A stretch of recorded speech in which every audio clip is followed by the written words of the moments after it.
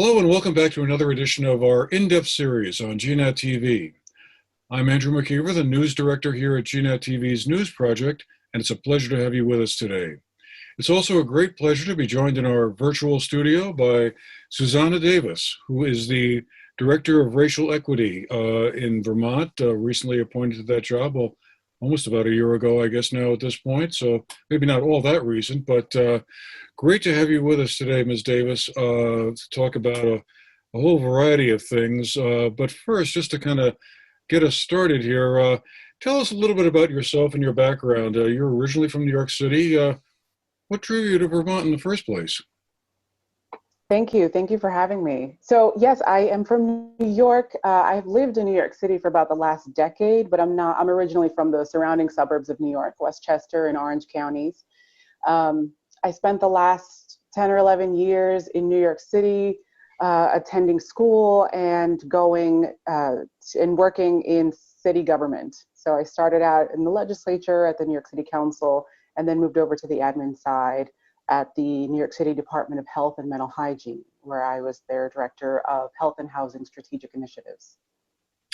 So my journey to Vermont is actually an interesting one. I think a lot of folks think that I moved to Vermont to take this job, but actually I took this job to move to Vermont because I had plans to come here at some point and found a wonderful opportunity, and I'm very grateful that Vermont took a chance on me. Well, great. So what is the nature of your position there as Director of Racial Equity? And I know there's also going to be a task force that you'll be overseeing and forming, I guess, at some point later this summer. We can talk about that a little bit more in a few minutes. But your role and your position as a cabinet level position in the state government, what are you charged with doing in connection with that job?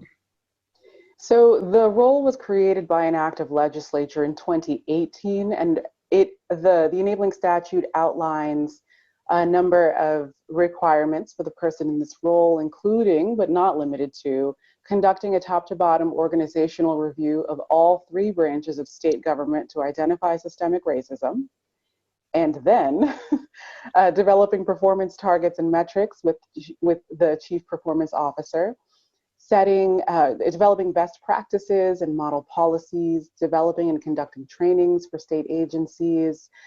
Of course, regularly reporting to the relevant legislative committees, serving as liaison between the Governor's Workforce Equity and Diversity Council, the Human Rights Commission, and the Governor's Cabinet.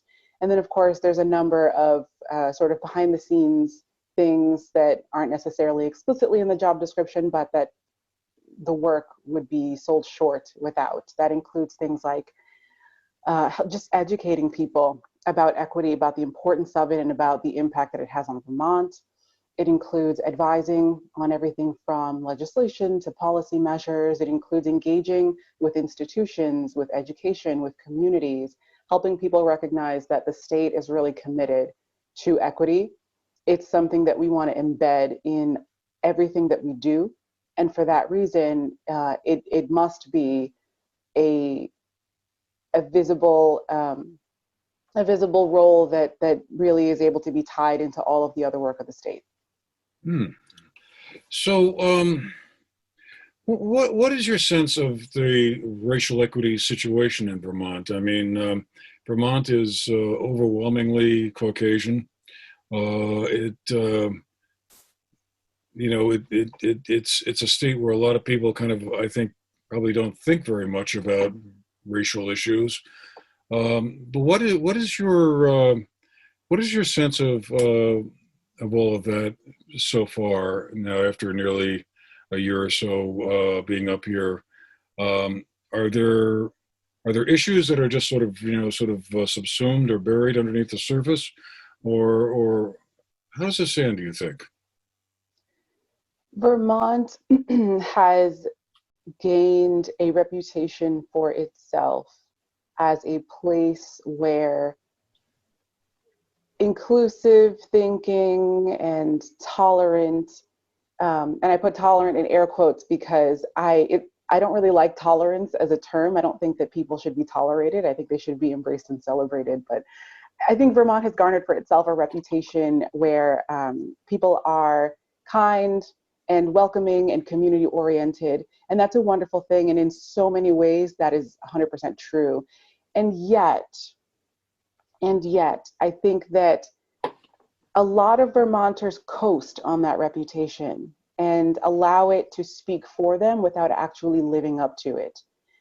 And so, and to some extent, many people in the state have had the luxury of not having to prove that they are, that they advance equity in their lives, because they are not necessarily in situations where they have that much diversity. So to some extent, I think it's the luxury of claiming that you're on the right side of an issue without having to really prove it.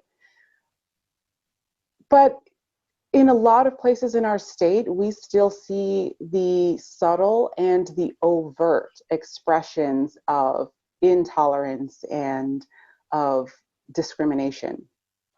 I mean, I can't tell you how many times I've been in situations here, and not just here in Vermont, but also in the suburban communities where I grew up in New York, where people just don't get it. They don't understand why a comment they made or a behavior that they've performed is considered either in poor taste at best or kind of racist at worst. And so I think that this is a long answer, I apologize, but I think that here in Vermont, we've got a lot of people who want to get it, and we have a lot of people who don't know that they don't get it.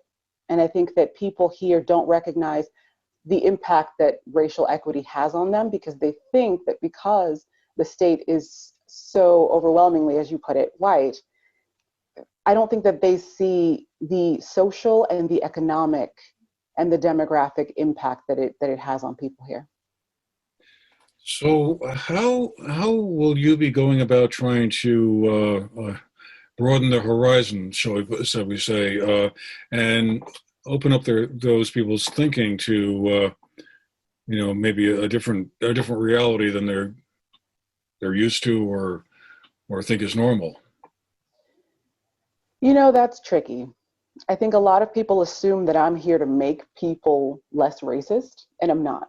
I mean, it would be nice, but I'm really not here to win over individual hearts and minds, although it is a secret goal of mine. But I'm here to make sure that people are being treated equitably despite their racial or ethnic group. And so that means that in some sense, a lot of it is behind the scenes work, a lot of it is back end policy work, a lot of it is just reading big stacks of paper and doing crossouts. And it's not exciting, I think, for people who are looking for exciting transformative change. But this is the kind of transformative change that is so necessary. So how do we plan to go about it? I mean, honestly, like I said, a lot of it is just behind the scenes policy work. It is developing new ways of thinking. It's helping people understand the interconnectedness between different issues and racial equity. I will give you one example. We talk a lot about housing. 71% of Vermonters are homeowners. People don't necessarily recognize the relationship between housing and racial equity, but we live in a country that has for a long time rested upon physical segregation due to things like redlining from the HOLC in the 30s and 40s, due to things like manipulation of lending practices, due to things like soft policy, enforcement by locals, and unofficial gerrymandering and redlining. So these are things that have crept up on us today, because now we're in a position where a lot of Vermonters don't realize that the fact that there are so few people of color is itself part of the problem. Not that we don't have a racism problem because there aren't people of color, but that the very absence of people of color is indicative of the problem. We look at residency patterns, we look at employment patterns. I mean, we've seen it with COVID-19, right? Who are the people in our state who are more likely to be frontline workers, who are more likely to be considered essential to our bottom line, but who remain exposed and largely unprotected? So this whole meandering answer, I suppose, is summarized by saying that part of the work really is in policy development and in internal transformation, but a lot of it is also just helping people understand how this affects them in their individual lives. So, over the past couple of weeks, obviously, as virtually everybody knows, we've seen a lot of demonstrations and protests about, well, a lot of it directed towards police departments and their communities, stemming from the death of George Floyd in Minneapolis. What has been your reaction to all of the demonstrations and protests? Do you feel like, well, it's finally, that's finally coalescing, or has it surprised you the speed and suddenness with which it has seemed to have kind of exploded into view? I have been very surprised by the momentum that I've seen among white Americans who have been intensely shaken by these last few weeks and have really mobilized to want to do something and get involved. I think that a lot of people are recognizing that silence is akin to tacit approval, and that simply saying that you don't actively discriminate is not the same thing as saying that you are advancing equity. So I have been positively surprised. I have to say, really honestly, I am cautious because we have seen moments in history before where white allies have awakened to injustice and have said, we are going to do something about it, and then we find ourselves decades later with very little changed. So I am very cautiously optimistic. I do think that we're in a very unique moment in history right now, because the coalescence of the change in season, the extrajudicial killings that have been happening, and the pandemic. I think all of those things layered on top of one another have really caused people to reevaluate their lives, to reevaluate the way that society and government serve communities, and have forced people to recognize that things are not always as we would like them to be, and it's our responsibility as individuals to make change. Now, what that change looks like for people is going to depend on the people. For some, it means showing up for demonstrations. For others, it means writing to their representatives, and for others, it means having frank conversations with their children. I think involvement looks different for different people, but what's clear is that, again, complacency is akin to tacit approval, and it's no longer enough just to say that you're not making waves. What would be a sort of a tangible next step that you would consider? Wow, this really is going to be different. This is going to be different this time. It's not going to be the same thing like we've seen before with other murders or deaths of individuals where there's an uproar for a few weeks and then it all subsides. I mean, the parallel often has struck me over the past couple of weeks is with the gun control argument.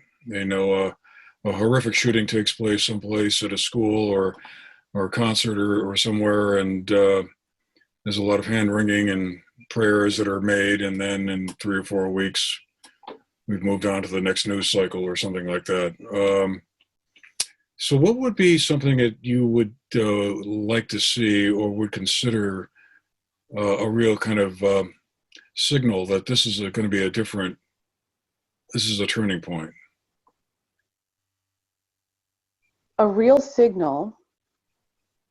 I mean, I think in Vermont, we've already gotten a number of real signals that the state and that localities are serious about this. We've seen our governor move very, very quickly on a lot of these issues. We've seen our legislature move very quickly on a lot of these issues. Of course, we don't want to move too quickly, right? Because rushing policy change is also not the best way to be thoughtful about it. But I think that I admire the speed with which they've responded and the dedication that our leaders around the state have shown to saying that we want to do better. And in addition to those signals, I would say that one very important signal is when we demonstrate that we're willing to put real investment to equity. What that means is that oftentimes in my work here, in my work in other jurisdictions, you make a recommendation for something that's going to increase equity, and it doesn't have to be racial equity. It could be equity for any group, LGBTQIA+ community, people living with disabilities, socioeconomic disparity, I mean, you name it, any kind of equity work. Oftentimes when you make a recommendation, you're met with, well, that's a great idea, but can we find a low cost or a no cost option? And sadly, there is no low cost or no cost fix for systemic racism. There just isn't. And it's not solely the responsibility of oppressed people to improve the circumstances of their oppression, because if it was about what we wanted, it would have been done already. So I think a real and a very important signal to demonstrating that we're about that equity life is when we're willing to actually invest in equity measures, because we know that in the long run, the social, the demographic, the economic, and the moral payoff are significantly greater than the short-term expenditure. It's not going to be easy. We are a small state. We are a small state with a shrinking tax base because our population is both shrinking and aging. And yet we have so much opportunity to build and to build our population. A lot of people don't know that Vermont is the second oldest state in the nation with a median age in the mid 40s, but that doesn't tell the whole story.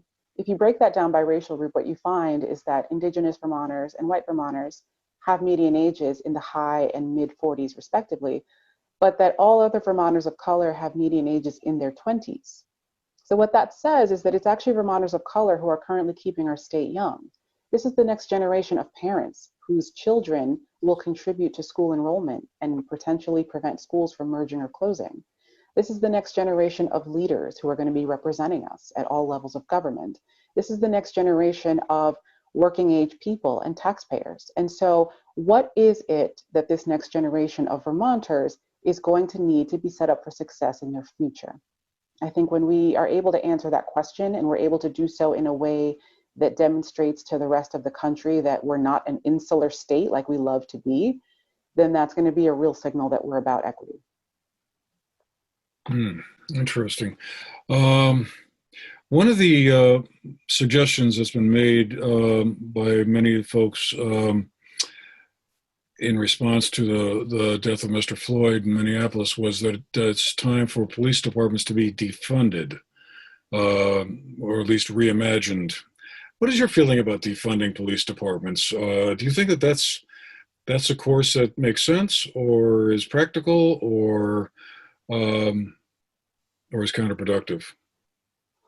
I think that it really depends on the community we're talking about. In some communities around the country, defunding would be a great idea. In others, perhaps not so much. It really depends on the people there. Finding solutions that work not as a cookie cutter approach, but as a way of adapting to the needs of the community is very important.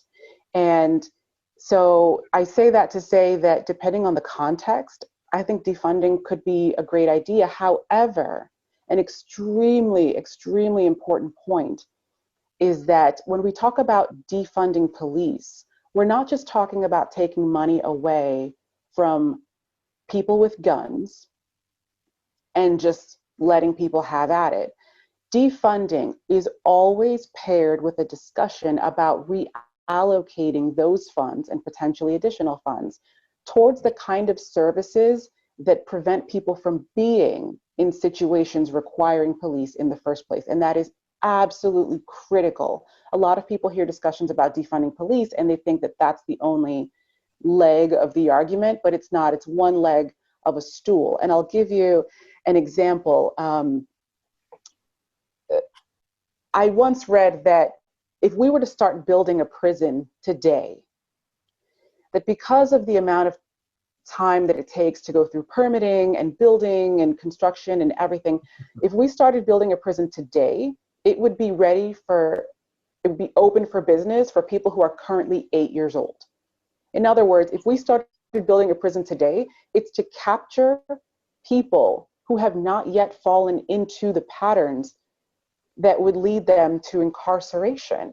So instead of spending that money building a prison for them in 20 years, why not put it towards programs that keep them out of the sort of behaviors and circles that would require incarceration? And so that really is the point behind discussions about defunding. It's that instead of giving money, and again, I'm not talking only about Vermont, I'm talking nationally, instead of just giving money to departments who, just might use it for more Kevlar and Humvees or whatever, other things that it's being spent on, put it towards the sort of social services, put it towards housing, put it towards education and interventions and after-school programs and nutrition programs. These are all things that when people are taken care of in those wraparound ways, their likelihood of engaging in criminal behavior and recidivism dramatically decreases.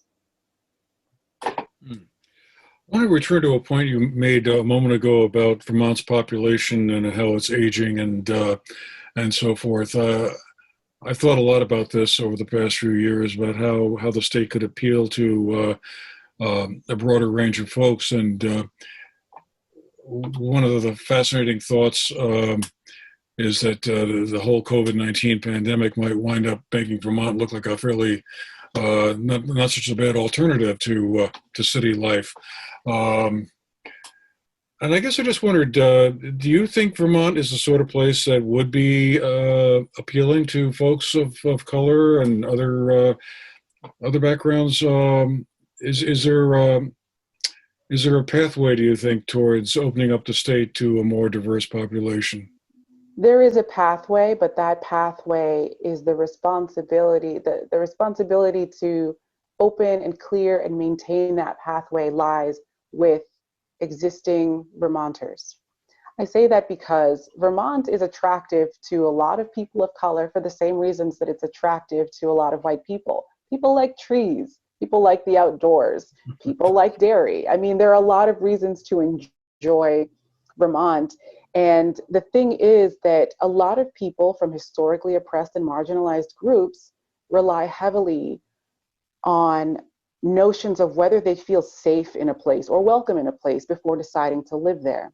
This is a huge consideration for people who, again, historically have been chased out of places where they have been unwelcome. So it's not about whether people would want to come to Vermont. I think they do want to come to Vermont. It's about whether we're creating an environment that tells them they're outsiders and they're never going to fit in and they're never going to belong, or whether we're creating an environment that acknowledges we need outsiders a lot more than they need us. They can go to Colorado for skiing. They can go to Wisconsin for dairy. They can go to anywhere for a nice sunset. What is it that makes Vermont worth the kind of treatment that we subject people to just because they're not from here? I mean, it wasn't long ago that I had a New York license plate driving on 89. It wasn't long ago that I was getting pulled over for unjustifiable reasons by Vermont State Police. It wasn't long ago that, had COVID-19 hit 6 months earlier, I would have been perhaps one of those people getting harassed, even though I had fully intended to move here and be part of this community and give my time and energy to serving the public good for Vermonters. But if you just look at skin color or license plate color, then you don't know that full story and you don't know the richness of my involvement with the state. So yeah, I think there's definitely a pathway for people of color and for younger people to come to Vermont. It's not about whether we're attractive enough, it's about whether we're welcoming enough. And those are two really different things. So I think Vermonters really just have to get over that exclusivity, the notion that you'll never really be a full part of the community just because you haven't been here for umpteen generations. And there's a lot to be said there about who's an insider, who's an outsider, who belongs, and the question of identity. I've lived in New York for more than 10 years. I don't think I'll ever feel like a New Yorker, but I think that's the identity that people assume I have coming to Vermont. So it's tricky, it's challenging. It requires that white Vermonters, one, lower their guard, and two, open their eyes. Hmm. Yeah, it's fascinating. We have a few minutes left before we have to go, and I just wanted to ask you to talk a little bit about this task force that you're going to be overseeing that's going to be forming. I gather, members being recruited now as we speak, or is that a process that's going to be starting in a few weeks from now?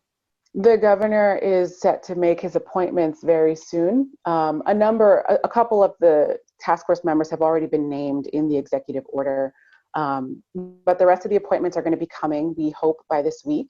And then from there, the task force is just going to have to move quickly. Its first charge is to assess and make recommendations for addressing COVID-19 disparities between racial groups in Vermont. After that, it will be taking on 3 other items. And I suppose it would be helpful to give a little bit of background on the creation of the task force. This is something that actually had been started before I got here, as a matter of fact, a year ago. And it was something the governor's office had been working on with advocates. And I joined those conversations in the summer of last year. And we spent a lot of time really considering, first of all, whether a new task force was needed for what we had in mind, and 2, how we could put that task force to best use. In February, we had a draft that we were comfortable with, that we were about to move on, and then COVID hit and everything got shelved. So I think one misconception is a lot of folks think that we just rushed this task force to creation as a result of COVID-19 or as a result of the recent protests, but this is actually something that had been in the works for over a year. And so, so the task force is going to look at things like free speech and hate speech, public displays of certain kinds of items, including flags. You've been hearing a lot of discussion lately about what kind of iconography and what kind of memorializing we're doing, what kinds of figures and concepts we're honoring. It's going to look at whether there are barriers to encouraging communities of color in Vermont to running for public office and serving in public office. And it's going to look generally at what support structures exist for Vermonters of color and prospective Vermonters of color. And will there be some sort of report that will be issued eventually, or? There will be multiple sets of recommendations delivered for the governor, and I can't speak on the task force's behalf, but I imagine that folks will likely also want to put out some sort of a report, either with the recommendations or perhaps afterwards, measuring the progress that we've made on them. I do also want to note that there was tremendous interest from the community in serving on the task force. And for that, I am incredibly grateful and inspired. And I want to let folks know that this is one piece of a body of work that's happening around racial equity in Vermont. And I don't want people to assume that participation on this task force is going to be their only opportunity to engage with the state on racial equity. This is just one out of a lot of things we're doing. I appreciate the energy that people have these days, and I want them to keep it up, and I want them to reach out and to let us know what we're doing right and what ideas they have to make it better. Okay, well, Ms. Davis, we'll have to leave it there for today, but fascinating conversation with you. Thank you very much for your time. Thank you. And perhaps when the COVID emergency is all over, we can have you down to our studio in person for a follow-up conversation on the task force and the work that will have occurred by then. That'd be great. Hopefully not too far into the future. Anyway, thanks again. Great to have you with us today. And also want to thank all of you who've been with us. We've been talking with Xusana Davis, who is the Racial Equity Director for the state. And good to have you with us. Have a great day. Thank you.